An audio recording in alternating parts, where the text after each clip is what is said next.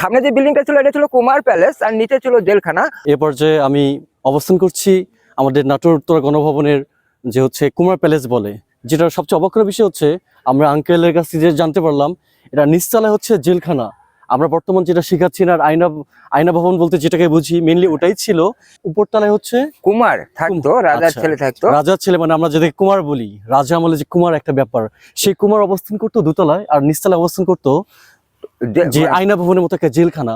অনেকেই প্রশ্ন জাগতে পারে যে নিচতলায় আপনার আয়না ভবন বলেন জেলখানা, উপরতলায় কুমার কেন থাকতো? তো এই বিষয়ে ডিটেলস আমরা শুনবো আমাদের মোবারক আঙ্কেলের কাছ থেকে। মানে এটা ছিল কুমার প্যালেস আর নিচে ছিল জেলখানা। যারা গরিব প্রজারা খাজনা দিতে পারতো না, নিচে টর্চারিং করতো। আর একটা প্রশ্ন জাগতে পারে যে উপরে কুমার নিচে জেলখানা কেন? এই প্রাণনাথরায় উনি চিরকুমার ছিলেন।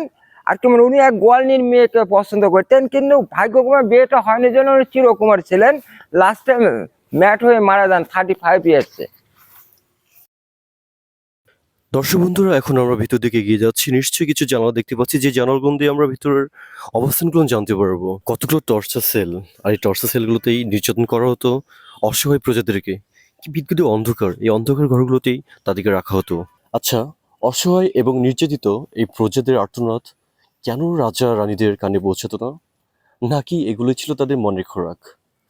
নিশ্চয়ই সৃষ্টিগত উত্তম পরিকল্পনাকারী, আর এই জন্যই ধ্বংস করে দিয়েছেন জমিদার প্রথা নামক এক অভিশপ্ত অধ্যায়কে।